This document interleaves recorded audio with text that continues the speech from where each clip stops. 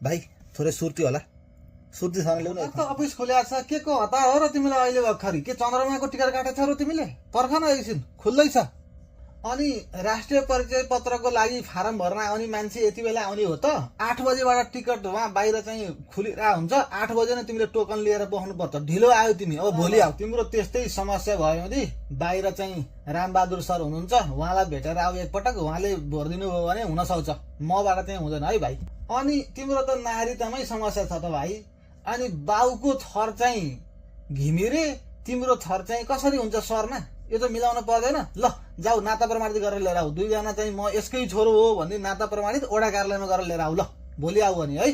अनि त्यहाँ मेसिनमा फिङ्गरप्रिन्ट गर्दाखेरि पनि कस्तो दह्रो गरे के हात? तिमीले अलि सिधा गरेर अलि लुलो गरेर छोड्देऊ न, भइहाल्छ नि। ल ल त्यहाँ हेर त, ल हेर त, त्यो नङ फेरि किन राख्या? नङ काटेर आऊ त।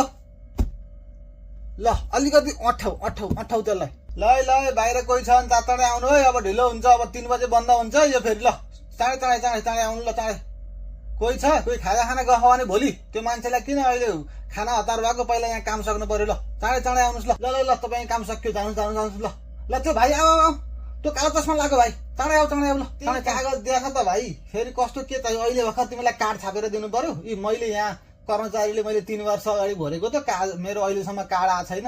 जाऊ तिम्रो मोबाइलमा भरे, यो यहाँ रजिस्टर भएको मोबाइलमा भरे एसएमएस आउँछ, त्यो तिम्रो चाहिँ नम्बर हो। त्यो नम्बर तिमीले जहाँसुकै पनि प्रयोग गर्न सक्छौ। चाहियो भने यसको फोटोकपी देऊ। तिम्रो अहिले कार्ड आउँदैन, 1 वर्ष पछाडि आऊ। आएपछि चाहिँ हेर्दै गर, अनलाइनमा चेक गर, यहाँ चाहिँ फोन गरेर सोध्दै गर।